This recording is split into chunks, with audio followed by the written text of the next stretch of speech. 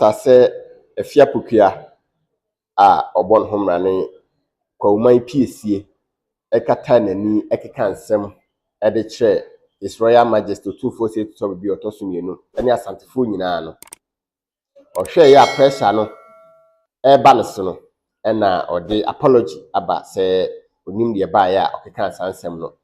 na oye sorry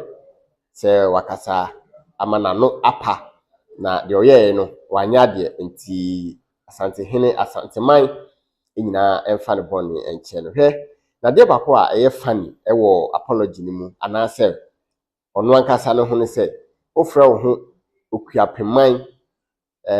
Okwauman piesie ofra wo ho Okwauman piesie anase kwawu piesie wo de o feel proud say wo ye kwawuni but obi feel proud so ya Asanteni a eno de e boni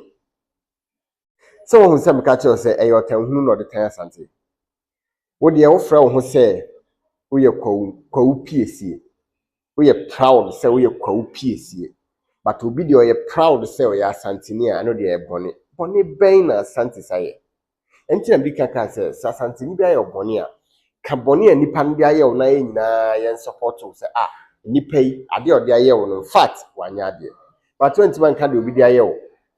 wo de frustration any okan award ma Asante na obegina ho na o kan same way afei na o de apology ba hwe enipa bebre timi kata o mani wo Ghana ha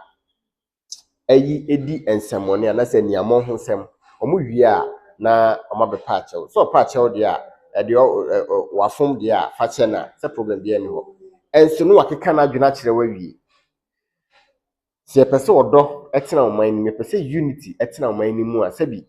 o ka bibia se mpedosa etwasa wo dwene ho na hwe consequences de beba ansa na waka wa hete asantefo awie nya afi na de apology eden eba what I say wakata wani akasa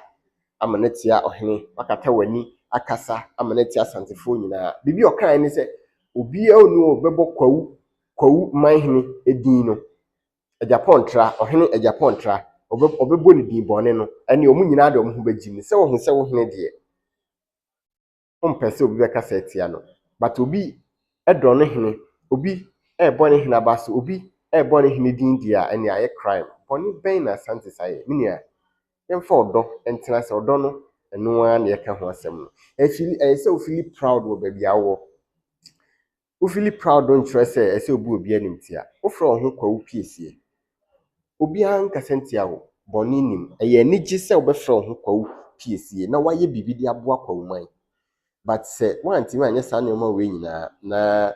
ode obi dia o ye na efe no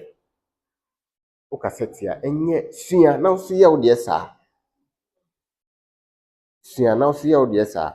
asemi ba me de pass nipa bibiri na e kasa no eyi kwawuman no afin esinten na omo deal with you eye pa se ankoye ne sa na koye se omo kasetia kwawuman nyina ka me so be ha me pa nanso omo yi kwawu no esinten na wo ankasa na omo fire wo nanso nsi hɔ a etwa se yesua de ma obia se wote ba bi na wo kasa se we very careful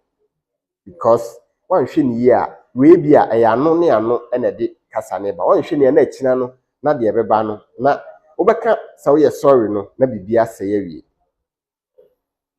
Asante do nipa Asante do bia enti esrem okwa bibia fa Asante ho no very careful